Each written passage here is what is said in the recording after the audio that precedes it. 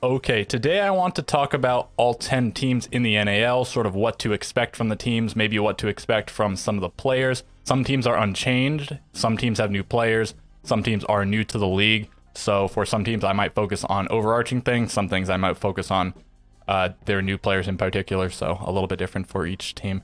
And yes, what you're looking at on the screen is unfortunately kind of scuffed. It's not like this for all the teams. I had to Photoshop in some of the players because I couldn't find any images of their complete team. I'm sure once the season starts up, we'll start getting more photos with entire squads, but this one was missing Shuttle, so I had to Photoshop him in, and also this is really skinny. The rest of them take up pretty much the whole screen, and I think the only other ones I had to Photoshop were like Oxygen and Parabellum. Everything else, I think I have complete photos. So I wanted to show photos in particular because maybe to get some people more familiar with the players, you'll be seeing their faces once NAL starts up. You'll see them walk in at the beginning. You'll see them sitting at their computers. So I just thought it'd be cool to maybe get people more familiar with them if they're not already familiar. And then even if you know the teams, there are some new faces coming in.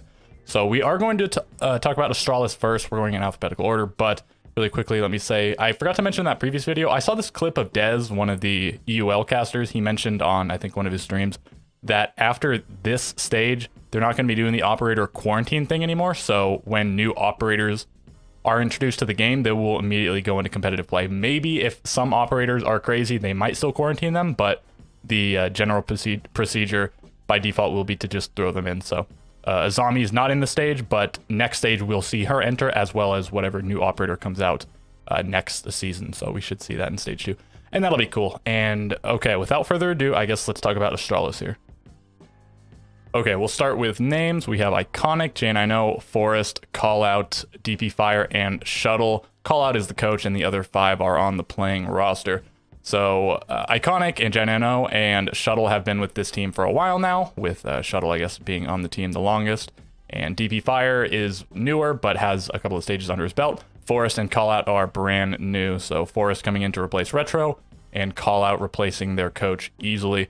So will these two be enough to bring them up from the depths of the league? Back in stage 1, they did pretty well. I think they ended up in 4th place, which is a good placement, but that's the highest they'd ever placed throughout the year. And I think a lot of that can be attributed to the fact that several of the previous top 4 teams, the perennial top 4, that used to be Oxygen, DarkZero, TSM, and SpaceStation, 3 of them were really struggling that stage and ended up outside of the top 4, those being DarkZero in 6th, TSM in 5th, and SpaceStation in 7th. Only Oxygen of the 4 ended up in the top 4. They ended up in 1st place. And so with those teams struggling, there was room for Mirage and Sonics and, well, these guys were Disrupt at the time, but now they're Astralis, for these guys to sneak into the top 4. There was no major, unfortunately, for that stage. Unfortunately, for them. The 6th Invitational got delayed and took precedence over the major, so we didn't get to see that. So we didn't get to see them play at a major at all. And in stage 2, they ended up 5th place, and then stage 3, they ended up like, I don't actually remember off the top of my head, but they were fighting for relegation. They ended up like 7th or something like that. And they went into, I think, even the last day with possibility of being relegated. So definitely a fall from grace from ending up in top 4 to almost being relegated. And I guess a lot of teams were almost relegated. Even like DarkZero had potential of being relegated on that final day. And so what is changing here? Forest and Callout being picked up. These two have been playing with each other for quite a while now. They played previously on Wichita Wolves. Before that, they were known as Ape in Challenger League. And even before that, they played on United in T1. They were sort of unceremoniously dropped. They were pretty well the worst team in the league. They got replaced, and they were still kind of the worst team in the league afterwards. So not necessarily they were the problem. But then when the 4 members of that United roster moved to Sonics, now they're like one of the best, if not the best team in NA. So were these guys the problem? I don't know. It could have been something else. They've been looking pretty good, and Callout maybe is better suited for the coaching position.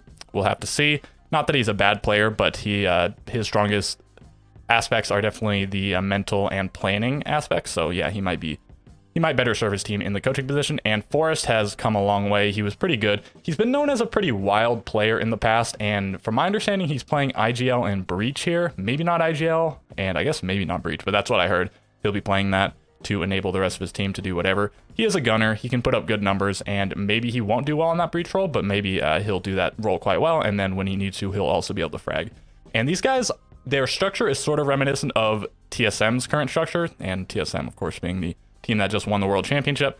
So now we'll have Forest and Shuttle in the backline trying to enable the other 3 players. I don't know what the deal is on defense, but this is on attack I'm talking about. So J90, Iconic, and DP Fire, this sort of 3-man front line similar to Merc, Bolo, and Achieved for TSM.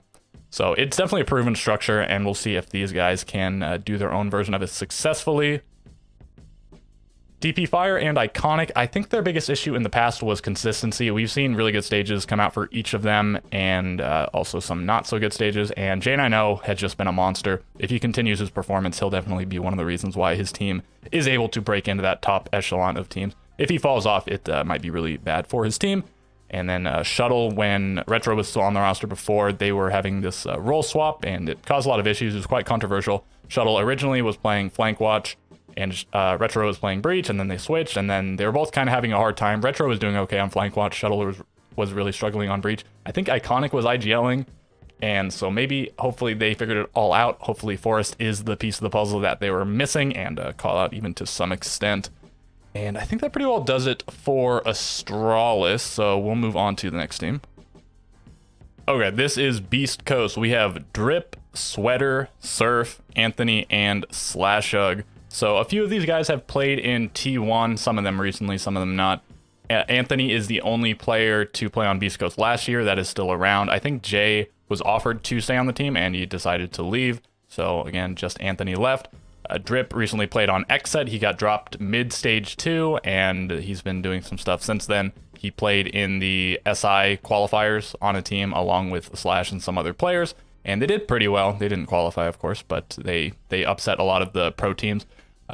And then Slash used to play on Rogue, he played on Luminosity, and I think most recently he played on Oxygen, and he was sort of struggling on Oxygen. I think that was probably more to do with the structure of the team than him as an individual, but he ended up being dropped.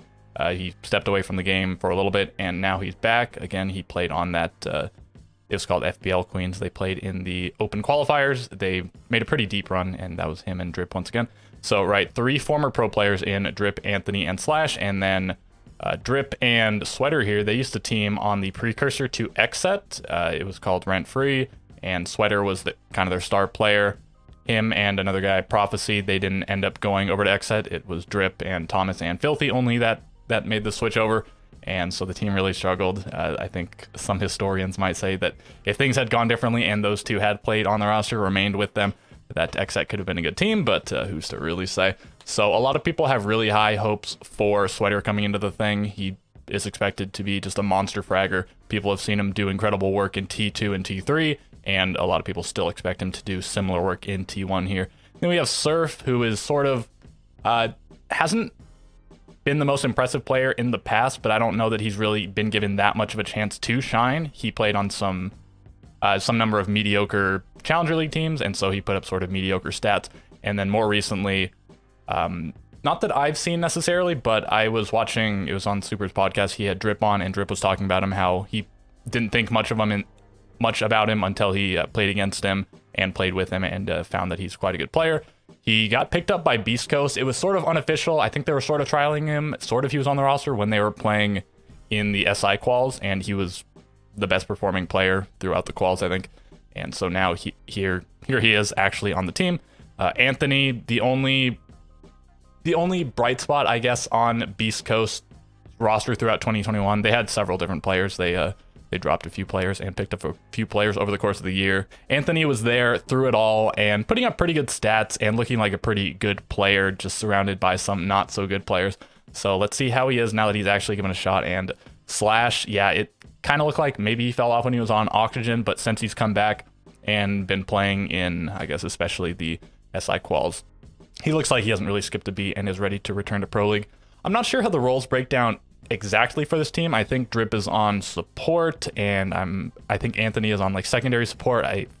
Maybe Surf is on flex, Slash and Sweater on entry, or maybe it's Surf and Sweater on entry. I'm sure Sweater is, but I'm not sure who's doing what between Surf and Slash. So definitely a team with a lot of potential. They have sort of a mix of really talented players and really experienced players, and sort of like middling experienced players, I suppose. But no, they're all players that have proven themselves in different capacities at different times. Some of them have played together before, some of them know each other, And I guess it'll just come down to if they really gel. Can Anthony prove that he was actually a solid player on that Beastcoast roster and that he wasn't just sort of stat padding to the detriment of his team? Can Surf prove that he is actually a good player? Can Slash prove that he's not washed? Can Sweater prove that he can hang in T1? And I guess similar for Drip. He has been denied several chances in T1, and then he didn't do too well when he actually was given the chance, but he was on a pretty bad team. So, okay, I think that does it for these guys. We'll move on to the next. DarkZero, we have Pambazoo, Hyper, Canadian, NJR, and Eclipse. Just looking at this team, if you hadn't seen their recent performances, it looks like a bunch of superstars, and, well, Pambazoo, if going back a little ways, is relative unknown, but Eclipse has been playing, I think, longer than like anybody, or in more stages. I don't know if he's ever missed a stage of Pro League since he started playing, and I want to say he has more under his belt. I think Canadian has a ton, like Hot and Cold has a ton, but I think Eclipse has the most. NJR has pretty well been a superstar since he made his way onto the scene, got picked up to T1 pretty early, and is now on DarkZero. For my money, he's been probably their best player over the course of however long. Okay, so we'll just start left to right, though, to really go in depth. Pambazoo has looked like a pretty good pickup so far. He took a little bit of time to adapt, but he was sort of shaky at the beginning, but just not that shaky, still being impressive. I think there are some people that were questioning his pickup originally, and people question DarkZero's pickups because they do make a lot of pickups. Hopefully they'll be able to stick with this roster and do well for a while. These guys, for my money, they just sort of look like a middling team at the moment. They're really going to have to prove that they are able to make it into the top tables. They had pretty mediocre performances throughout the NAL. I think they placed 6th, 4th, and 4th, something like that. And they did okay at their international performances. I think they exceeded expectations at Mexico, made it out of groups, and lost to the eventual tournament winners in the quarterfinals. Maybe they could have put up a better showing, but a couple of their players got sick. They were also playing with a sort of a sub BC. He had played the stage with them, but they were still sort of looking for another player. And but it's hard to say that these guys will be bad, but I do need to see proof that they will be better than like a middle table team. And at this point, a middle table team, you know, if you're getting like 4th or 5th, it's still fairly impressive. Anyway, let's go back to talking about each player. So then we have Hyper, and he used to be the absolute picture of consistency when it came to a fragger. Just top 5 or top 10 in the league, stage in, stage out. I mean, often like the highest rated or second highest rated player. Recently, he's had some struggles, hasn't been the force that he used to be, but I think he can definitely get back to it. I think his struggles might have been a result of his team struggles overall. But however, in the past, I suppose, even when his team struggled, he was usually the one that did not. So let's see if he can get back to it. Canadian, going forward, maybe I'd like to see some more frags from him. He is the IGL, so he has a little bit of a cop-out, but he has been IGLing from more of a flex position rather than a support position. So if you are going to play flex, you need to, you know, probably be getting some number of frags. If you're on support, if you're on support IGL, you have the best excuse ever, right? But if they insist this is the structure to go with, then like to see a little bit better from him. But he's just like the most storied IGL still in the game, I'd say, and certainly for NA. So maybe he can lead this team to victory. Okay, NJR, like I was saying before, he's just been a superstar. Doesn't light the world on fire every single game, but yeah, he looks really good in pretty much any position. Really versatile player, just really good player. And if he keeps up his performance, he'll definitely be a big asset for his team. And then Eclipse. If NJR is good in every position, Eclipse has played like every position. Over the course of the last year, I think we've seen him play flank watch and vertical play, so like the sledge roll. And then also he's now on breach. He was really good on flank watch back in, I think it was stage 1, and then it didn't really look like he skipped too much of a beat when he switched to sledge. Maybe he had some bad games, whatever. And maybe he didn't take to breach immediately. He has historically been one of the biggest fraggers in the region, going like way back. I think he set the record for like the highest league rating of all time or something back in Pro League Season 7 or something like that. And he's been really good on the breach. He put up pretty good stats, all things considered, at the Invitational. And so if he can continue to play like that, he'll definitely be an asset for his team as well. So I guess I'd like to see Canadian maybe clean up his individual play a little bit and Hyper improve his consistency slightly. And if they can nail this down, in addition to just playing like a very strong unit like DarkZero was known to do in the past, then I think they can work their way to maybe even the top of the league, but work their way up back into consistent top 4 status.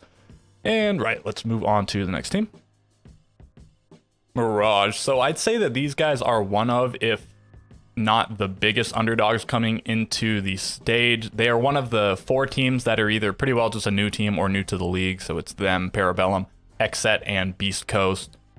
This org and XSET and Beastcoast, I guess, were in the NAL before, but this team only sticking with 2 of its players. XSET, all new players. Beastcoast, all but 1. And then Parabellum, 3 of its original players that qualified just not too long ago, but they are new to the league. So, all right, we have Benji, Razor, Guerra, who's their coach, Marmalade, Melted, and Thomas. So, I mean, look at these guys. This is just an adorable picture. So you can't help but root for them. I think these are all sort of likable characters, especially Thomas. You know, he's just sort of that dude. Everybody likes him. So, all right, what to look out for here?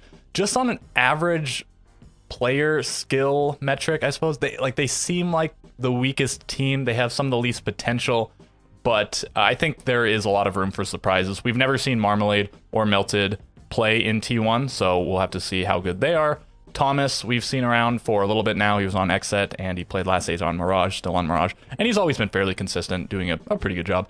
Razor, we saw on XSET, and I want to say he was maybe the best-looking player on that team at the time, if maybe like the 2nd or 3rd, but I want to say the best, and I don't think he got a really fair shake on XSET, just like pretty much any player that was on XSET.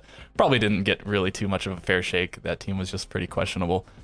And so I think well, okay, hang on. Let me just talk about each player left or right. We'll get to Razor in a second. So Benji. This almost feels like a sort of last chance for Benji with the rate at which Mirage switches out players. I think they've made a change every stage. So they picked up Hot and Cold, and then he left after stage 1. They definitely would have liked to have kept Hot and Cold, but I guess it just wasn't in his contract or something. He went to SSG. I don't know. He got bought out. Whatever. They couldn't hold on to him. And then Quartz came in, who was originally supposed to be on the roster, but he had visa issues. And then he didn't do too well, so they just replaced him immediately. They brought in Thomas, and now after stage 3, now we saw 3 of their players get dropped. So we saw Nyx and Loading get dropped, and then Dream, I guess, I don't know if he got dropped or whatever. He decided not to continue with the team. He's on Oxygen, so Razor, Marmalade, and Melted replacing them once again. But yeah, Benji, if they continue at the rate that they've been going, where they replace somebody every stage, Benji's been around the longest, and he's never been spectacular in Pro League, so he could be on the chopping block. But maybe they finally are going to decide to not keep making roster moves, that they're going to stick with this team for a while. I imagine they won't make a change if this team ends up doing really well, but if they do poorly, I want to imagine it's Benji on the chopping block, unless he does well individually. We've seen him be a good player, but just not anything super crazy. And in terms of roles, I think Benji and Razor should be on the entry, Marmalade on support, Melted on like flank watch, and then Thomas on like flex. And I think Thomas and Razor are like co-IGLing for the time being. In terms of defense roles, I mean, I'm not sure how it breaks down exactly. Some teams just sort of mirror what they do on attack, and some have sort of a different structure, but it's easier to define the attack roles usually. Anyways, these 2 on entry, so we'll talk about the other one. Back to Razor now. Yeah, not that good on XSET, but perhaps their best player, and I think definitely one with a lot of potential. Hopefully this team is strong enough that he gets to prove that he is a strong player, or maybe even he'll just outshine everyone on his team. We'll have to see, but for my money, I think he is the player with the highest potential on this roster, and well, we'll see if that is a fair assessment or not. I think he's going to do well, but we'll just have to see. Marmalade coming up to T1 from Challenger League. She's the only one on the roster that didn't actually qualify for the league, I suppose. Well, technically Razor. He was on XSET, and then they got brought back. That's a little bit of a gray area. I don't know if he's qualified. Anyways, and Benji and Thomas stuck around, and Melted qualified on Parabellum. So Marmalade has played on, like, I don't know, a few different Challenger League teams, and she's been all right. Pretty solid support. I think she IGL'd at some point, so I'm not sure if the Thomas and Razor thing is just temporary, and she's supposed to take over IGLing at some point, or if that's not intended.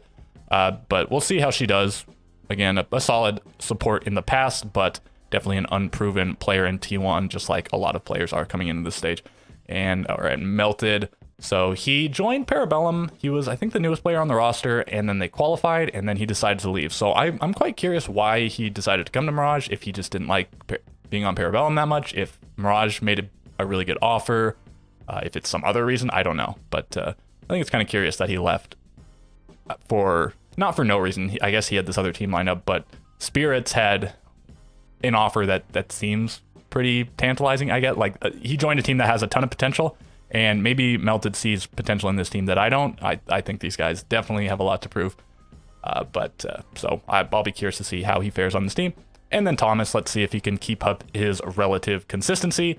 Before, Nyx was sort of the main IGL on this roster. Thomas had IGL in the past, and then he joined, and Nyx stayed on IGL. But now Thomas will be IGLing along with Razor. I imagine Thomas a little bit more. I mean, that could be coming from nowhere, but just sort of what I'm guessing. So let's see if Thomas can be sort of a consistent leader figure for this team. And then Guerra has been around, and from what I hear, he's a good coach, good backbone to a team. He was on DarkZero before as a coach or analyst or something as well. So definitely a tenured tenured member of the scene in that regard. So I'll be rooting for these guys, but I don't have the highest hopes. I hope that I am proven wrong in that department though. Okay, next team.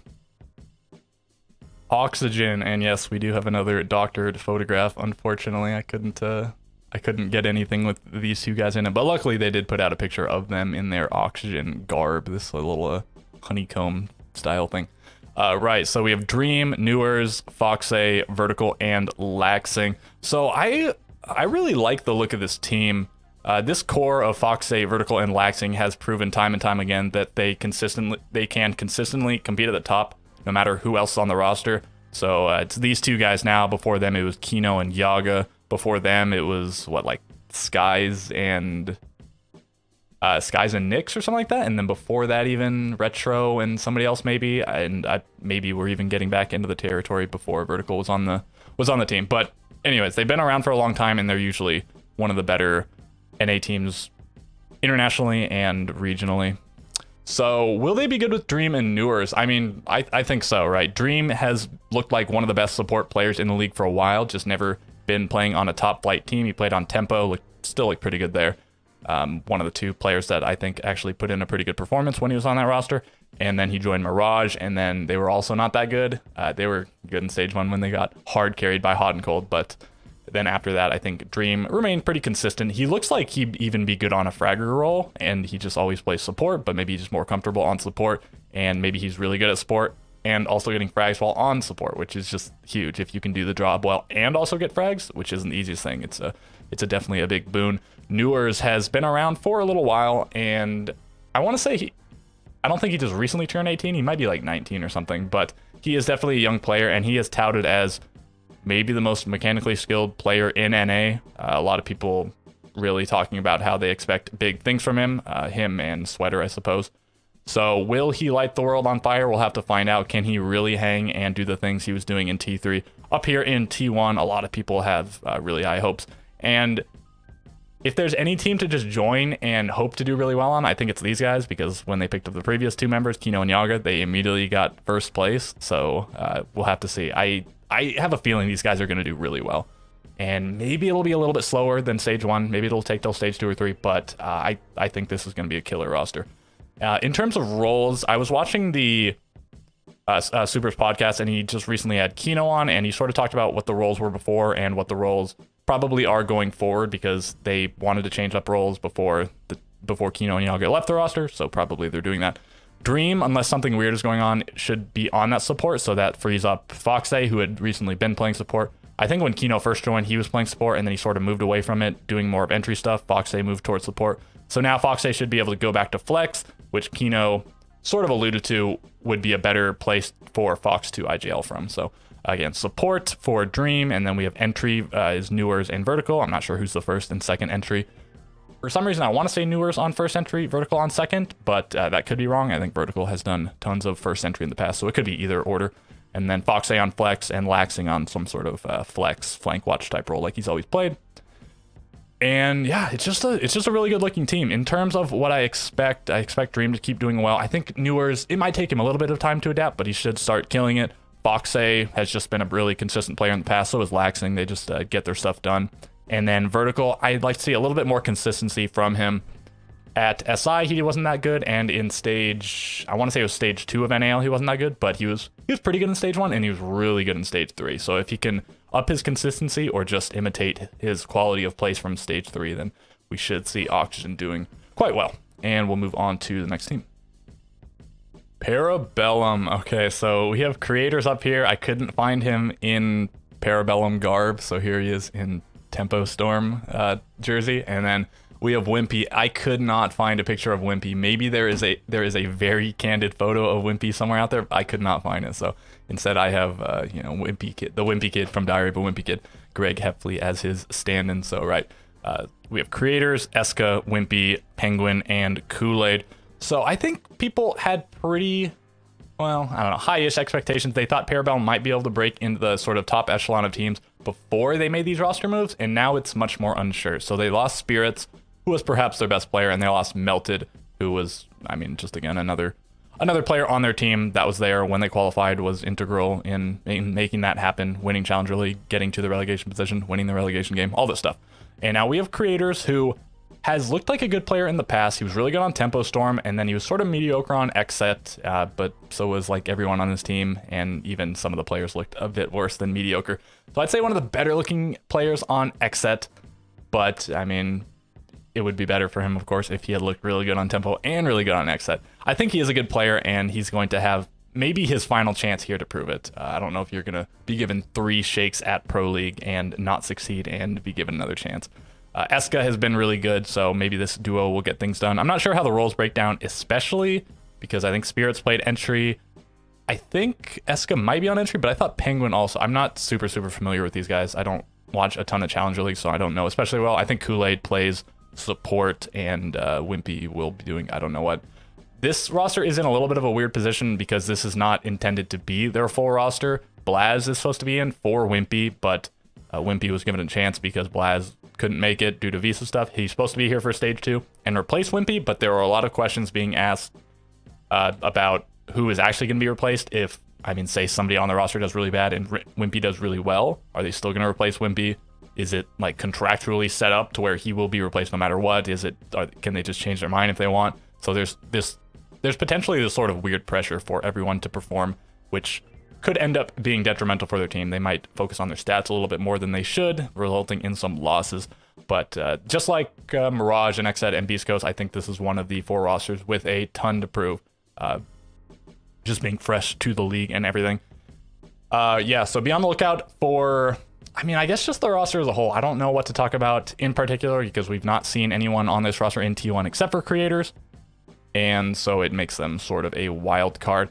Something in the past, which I'm not sure if it'll translate over because of these roster moves, they always had these sort of wild setups on defense and sometimes even on attack. Their strat book was sort of deep, and they would do these, I mean, again, wild sorts of plays that were unexpected. So will that be lost in translation to T1? Will that be lost with Spirits not being on the roster or Melted? Who's to say? I guess we'll find out. And I'm excited to see these guys play. They're sort of a fan favorite sort of team and org and whatnot. Okay, let's move on to the next.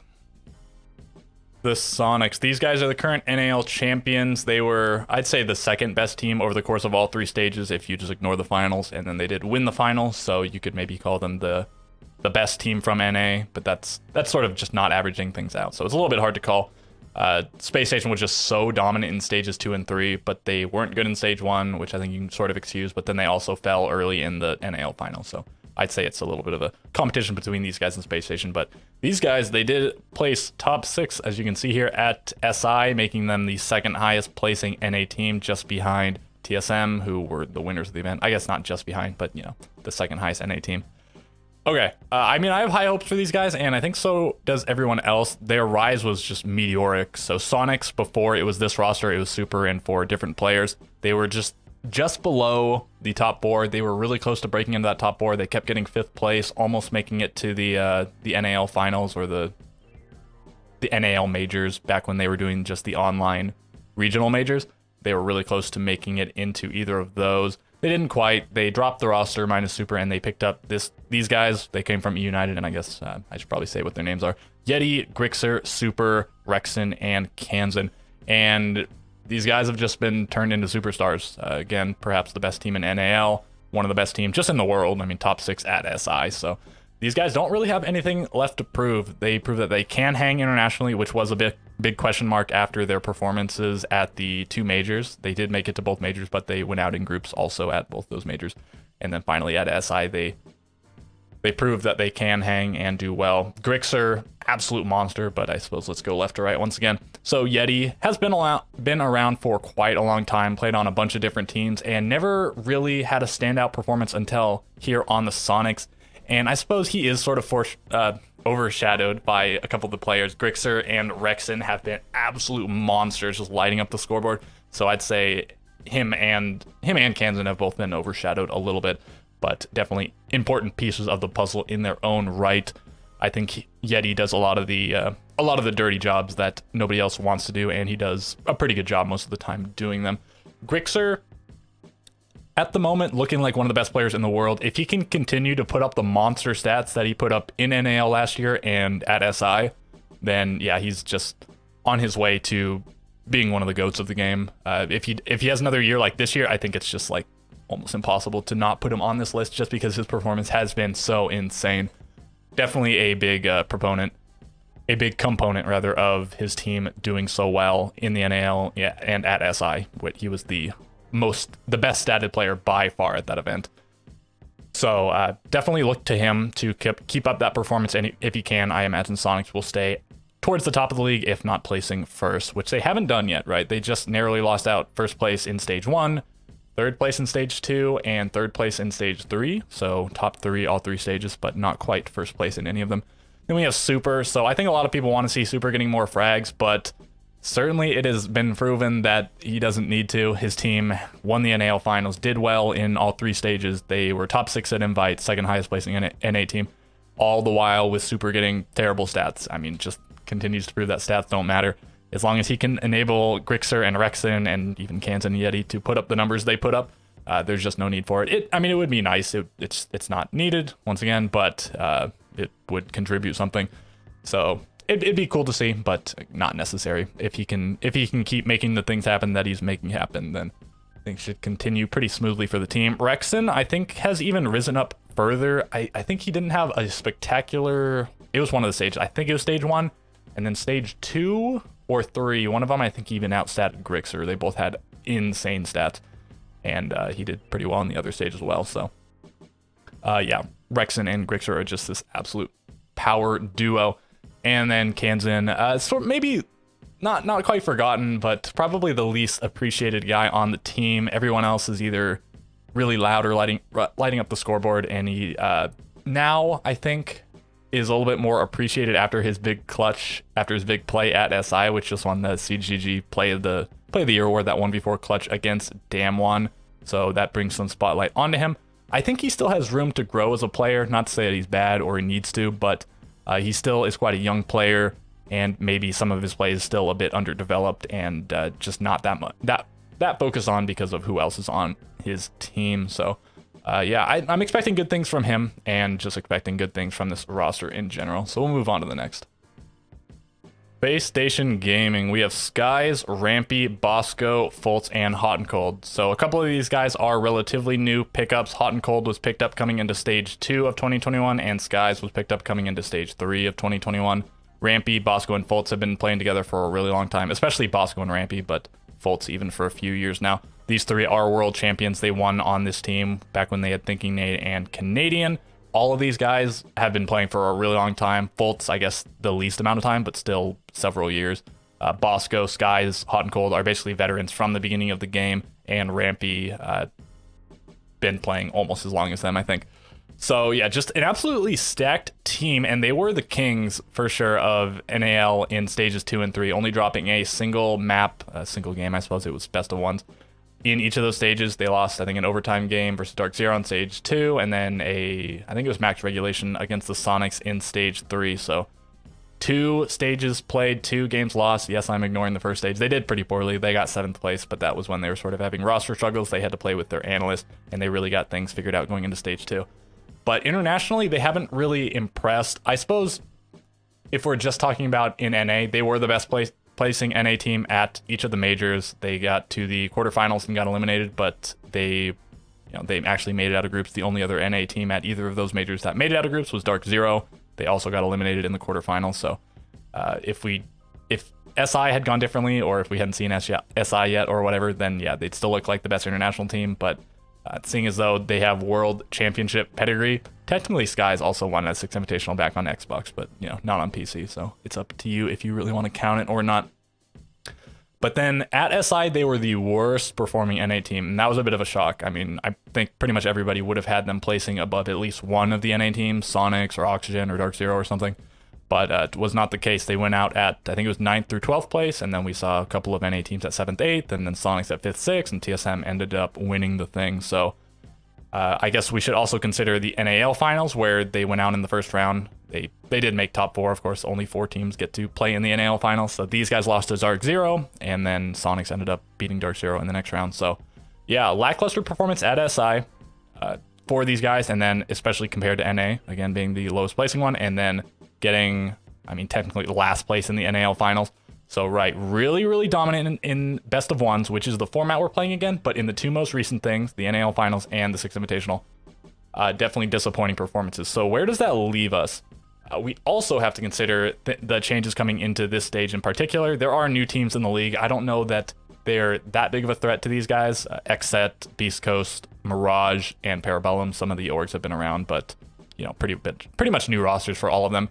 And they all seem like they'll be scrapping around the bottom. Maybe some of them will break into the top. Seems pretty tough for those teams to get past these guys, but we'll have to see.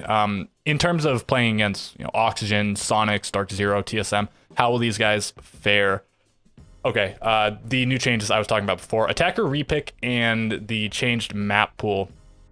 So, all right, attacker repick. I think that's really going to favor teams that have been together for a long time, as well as teams that have strong support staff and players that are really experienced, been around for a long time. So technically, this team hasn't been together for a super long time, but this 3-man core has, and Hot and Cold and Skies played together for quite a long time on DarkZero. Skies played with Bosco way back in the day. There's a lot of sort of hidden synergies within this team.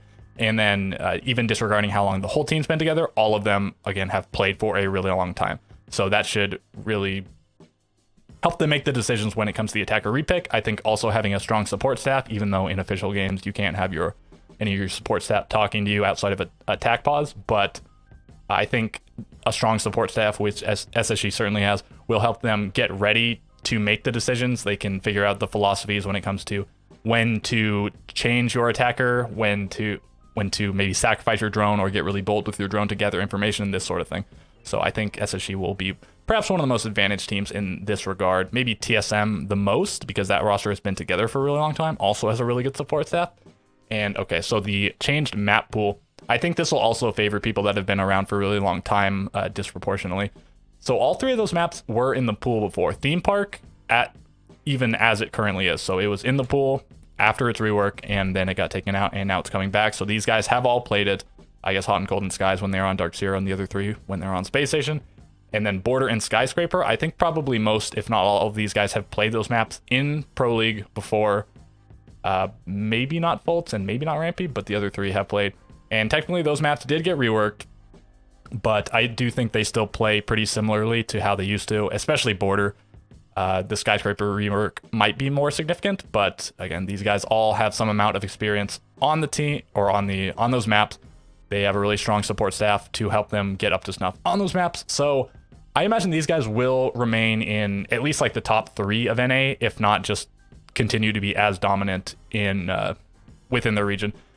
I mentioned that they did poorly at SI, but when we are in terms of compared to the other teams, but none of the NA teams played each other at SI except for one groups game between DarkZero and TSM. So we didn't see any interactions outside of that. Everything else was NA versus another team.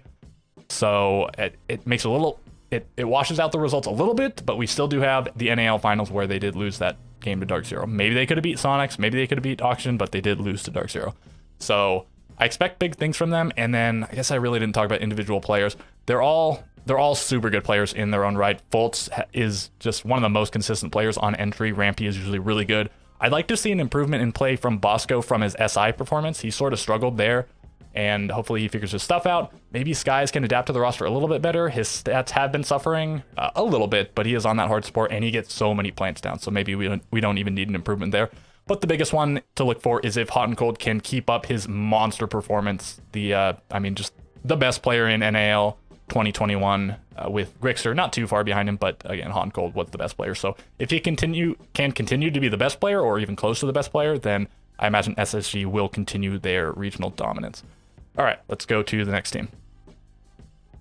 TSM, the current reigning world champion. So we have Chala, Bolo, Merc, Geo, and Achieved. And I suppose if there's any team that you're just going to recognize by their faces, it's probably this one, given that they just lifted the hammer and they also have some pretty notable players on their team. Chala's been around forever, Geo's been around forever. The rest of them have also been around for a considerable amount of time, and Bolo is just one of the most known players slash content creators in Siege.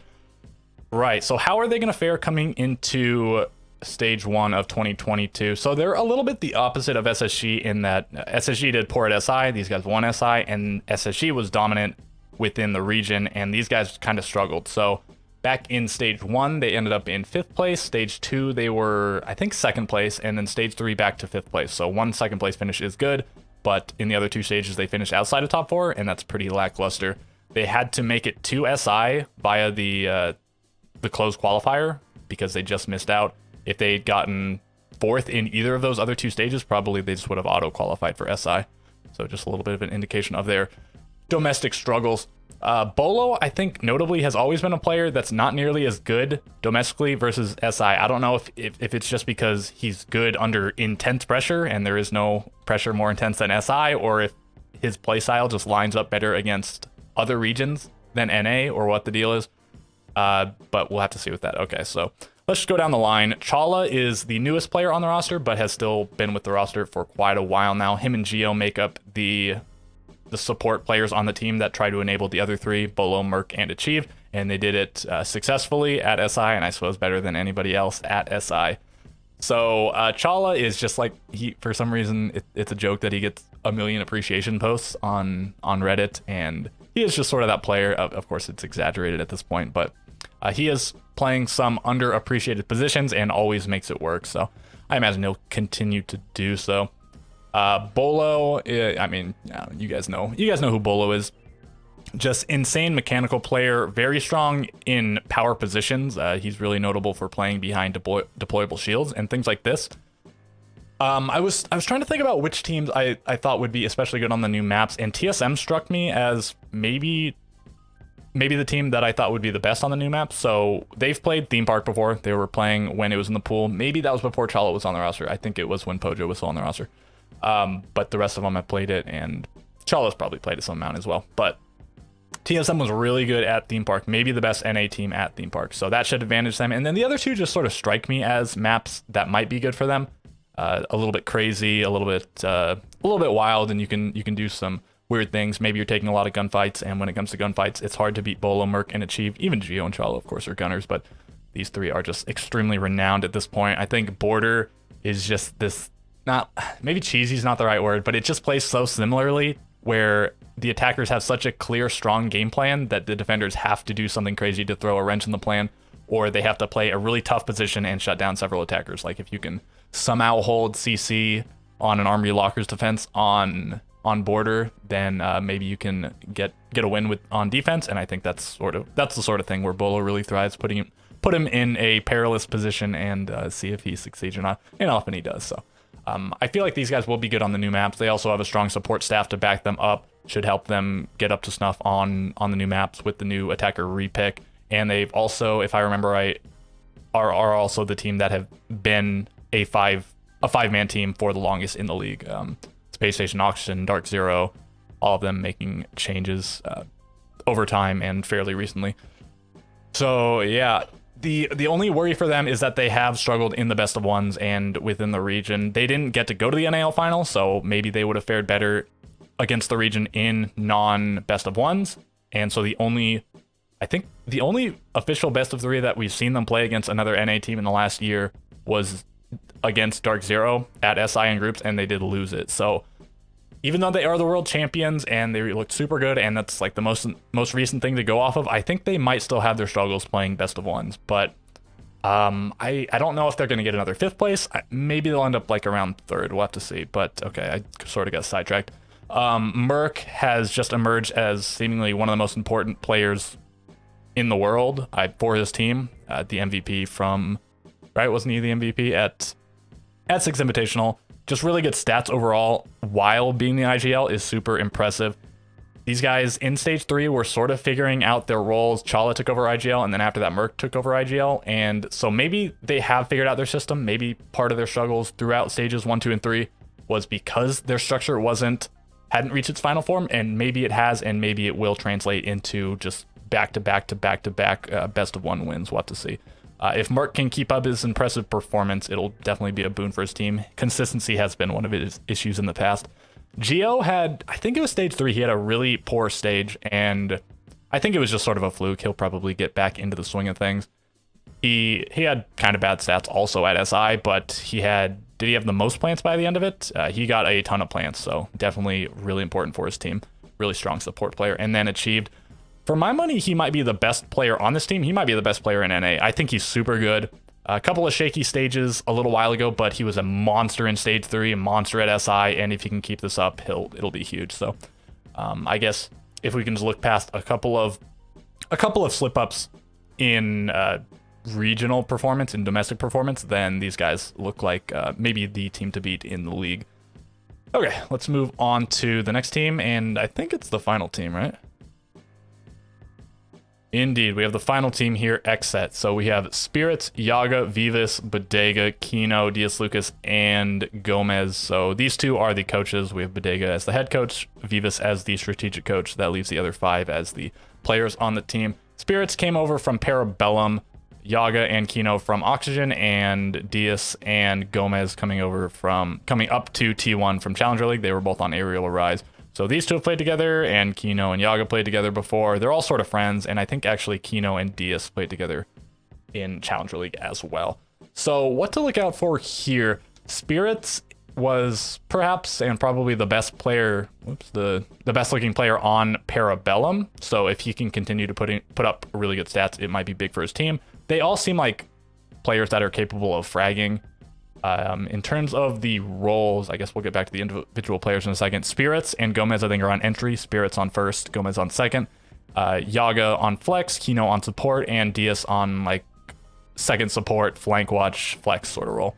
So all of them are pretty aggressive, and they can be pretty wild. Diaz, I think, is the exception, known as a pretty passive player who can definitely get his frags, but again, a passive player. And then Yaga, maybe not always the most aggressive player, but can certainly exert some aggression. But Spirits, Kino, and Gomez, I think, are all known to be pretty wild and aggressive at times. If there is a meta where that sort of thing can succeed, it's probably this one, and even more so given the attacker repick, meaning that you can really have exactly what you need. If you see a hole where you can insert a bunch of frag grenades or a Ying or a Glaz or a shield or whatever, you can now do it. And so that might make it easier on attack, which is generally the side where newer teams will struggle. And then also the new maps, Skyscraper and Border, might be a little bit of a wild showdown. So that could be beneficial for these guys when the other teams are not yet totally ready. If they catch them unexpected on one of those maps, it could be good. So back to the individual players. Yaga, not always the best on Oxygen, but he put up pretty good numbers overall. And Kino, pretty good on support as well. I think he started on support, and by the end of it, he was basically playing, I think he was literally playing entry on a lot of the maps for Oxygen. So one thing I really want to look out for is if these two can thrive without the predetermined structure that they were given on Oxygen. So they joined a team with Vertical and Laxing and Foxay that had stuck with that 3-man core for a while, and they just filled in the other 2 slots, and they were pretty much always successful. When these 2 joined, they ended up getting first place in the first stage. So can they hang sort of in their own team? Of course, that was their team still, you know what I'm saying? But without a team that has its predetermined structure, hopefully these guys will help with giving them structure and with the vision overall of the team. They're pretty experienced coaches, from my understanding. Bodega took MIBR to a 3rd place finish at not the most recent SI, but the SI before that. So yeah, can Yaga and Kino succeed without the pre-built structure that they had on Auction? And then these 2, I guess the same for Spirits. Can they hang frag-wise in T1? They were good fraggers in Challenger League, but can they do it against the big dogs, against Merc and against Bolts and against all Hot and Cold and whoever else? Yeah, we'll have to see. And just does the team work out in general? They're all friendly, they're all friends and whatever, so they might have chemistry in that regard, but that doesn't necessarily always translate to server chemistry. And we do have some of the players having played together before that I mentioned, but I don't think we've ever seen 3 or more of them play together at the same time. So yeah, definitely a big question mark for these guys, just like for several of the other teams, just like for really every team, considering the size of the league changing, the map pool changing, attacker repick, some of the teams struggling at different points, this and that and the other. Okay, so I guess that does it for all of the teams. I hope I didn't forget to mention anything important. Probably I didn't. Coming up soon-ish, maybe tomorrow, maybe the next few days, the NAL power rankings. I thought about doing it before this and just right after the EU one, but I thought I'd do this first because I just felt like for some reason if I did the ranking first, that might skew the way I talk about teams and players in this video a little bit, so I wanted to do this one first. And okay, I did all the sections individually, so I need to put them together. Don't know how long this video ended up being, but I'm guessing it is so long. So if you watched to the end, thank you. I hope it was informative. Leave me a like or a subscription. It helps me out. Comments if you want. Say something, ask something, recommend something, this or that. Okay, yeah. With all of that being said, I will catch you guys in the next video.